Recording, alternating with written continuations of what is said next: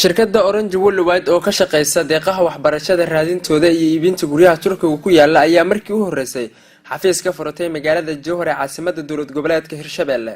shirkadda Orange Worldwide xafiiska ay Jowhar ka furatay waxaa maanta ka soo qayb galay qaybaha kala duwan ee bulshada ee ku nool magaalada Jowhar iyo wasiirro ka tirsan dowlad goboleedka Hirshabelle.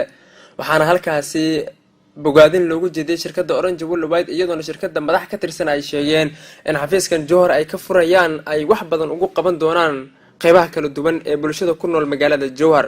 goobta waxaa ka hadlay ugu horeyn madaxda ka tirsan shirkadda Orange Worldwide, madaxa gobolka Shabeellada Dhexe iyo madaxa Afrika ee shirkadda. horto su'aalaha hadda la weydiiyay priority markii la dhaho in aan ka jawaabo waxaa ka muhiimsan gudoomiyaha company-ga Orange Worldwide company meesha fadhiyo inaan ku ixtiraamo aanan ka hor hadlin.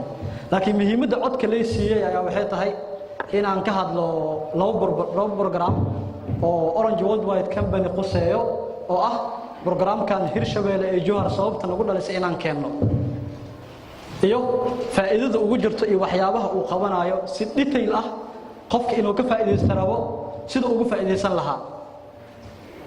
marka ugu horeysa waxaan ka bilaabaynaa horto wax walba waxa waaye qadar waaye oo xilliga aad qabanaysid way qoran tahay.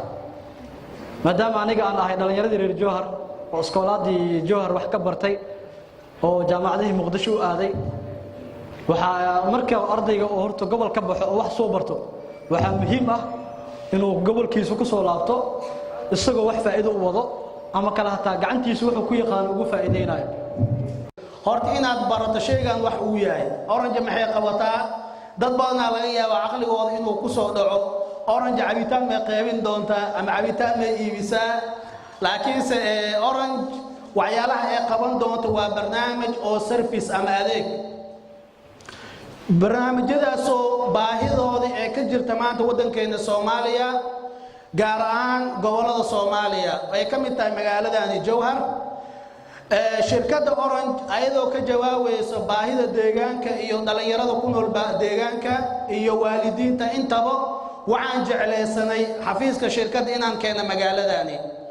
Orange shaqooyinka ay qabato waxaa ka mid ah qaybta education service-ka oo waxbarashada ayaan ka shaqeynaa. ardada ayaan waxaan u keenaa fursado waxbarasho oo dalka dibadiisa gaar ahaan jaamacadaha ku yaala dalalkaasi Yurub. isduwaha tuwaha dowlad goboleedka Hirshabelle iyo waliba wasiir dowlayaal ka tirsan dowlad goboleedka Hirshabelle ayaa iyaguna dhankooda ka hadlay goobtaasi.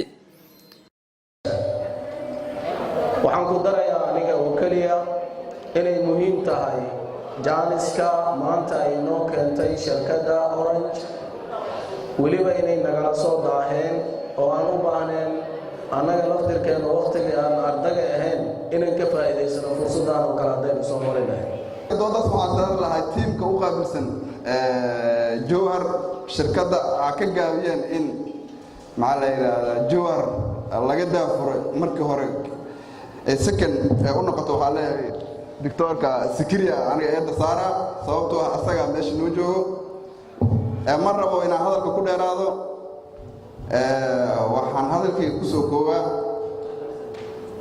waxaan in aan ku qanacsannahay aad ugu soo dhaweynayno shirkaddan World Company. ما شاء الله. لكن Orange wax ka qiimo badan inay wadaan meeshan ka muuqato waana soo dhaweynayna company aad u qiimo badan waaye.